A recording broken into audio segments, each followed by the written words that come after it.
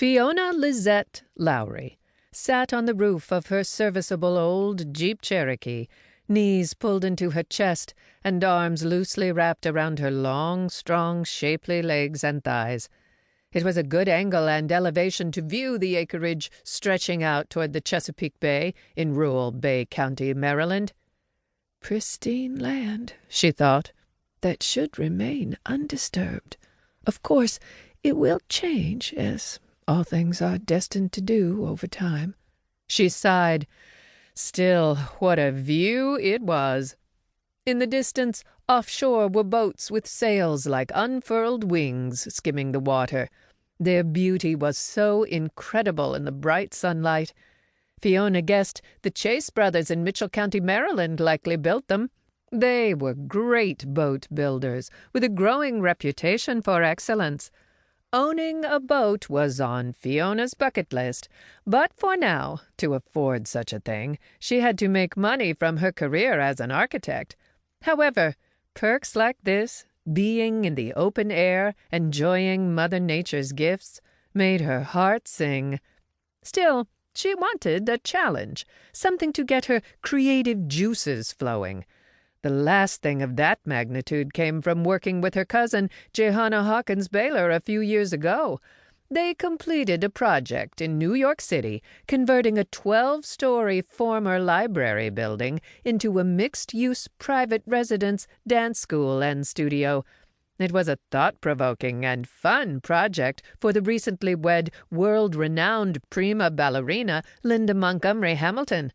Still, nothing in no way compared to creating something where nothing existed on the landscape. That was what she wanted now, the challenge of creativity and making her mark on the world's landscape. Seagulls flew overhead, calling out their appreciation to Mother Nature for a day that could not have been more picture-perfect.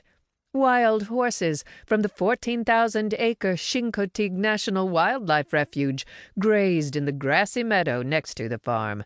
If she had been thinking, instead of enjoying the scenery, she would have gathered carrots from the wild, overgrown garden to coax the horses into coming close enough to feed.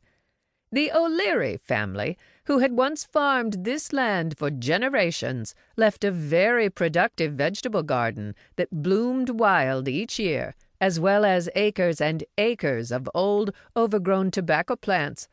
Remnants of the farmhouse crumbled years ago. The only remaining sign that someone once lived there was a brick chimney that evidenced the history of this place. The O'Leary family died out before her father was born, but vestiges of their lives remained, including descendants of the horses they once owned. Fiona loved horses, and planned to own some. That, too, was on her bucket list. The air, scented with a bit of brine, whipped teasingly across her gamine, sun-kissed light brown face and tugged at the baseball cap she wore backward. The cap barely covered the escaping profusion of thick, dark red tresses of her long French braid hanging low on her back, lightly sweeping the top of the car. Although the scenery was immaculate, she recognized Mother Nature was showing off her wares and wanted to be noticed.